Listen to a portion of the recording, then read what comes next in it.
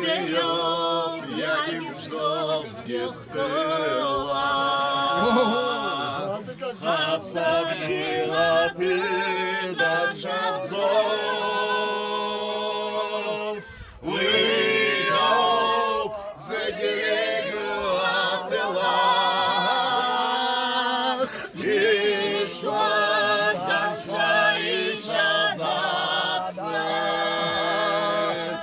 аж не ямжини ренжара. Третій.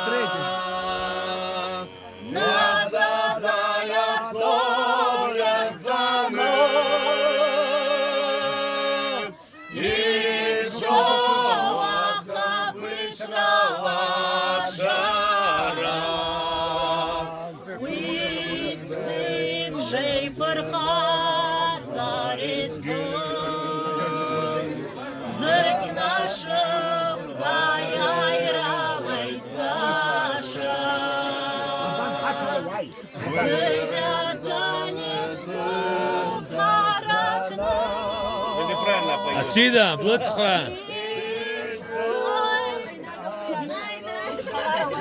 Идите текст учите, потом ко мне подойдете.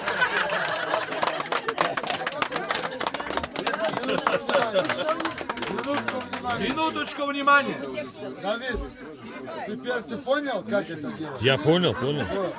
Теперь сюда внимание. У нас, Эй! О! Минуточку. у нас сегодня здесь работает креативная группа. Вы знаете, что мы на Форельной выезжали на попойку. Те времена закончились. Равшан же сказал, когда мы его паханам делали, теперь это все закончится. Вот как он и сказал, сегодня у нас не только попойка, обратите внимание налево от меня, ждут девчонки, кому интересно поиграть, повеселиться, да, длинный мальчик тоже есть. Туда внимание обратите.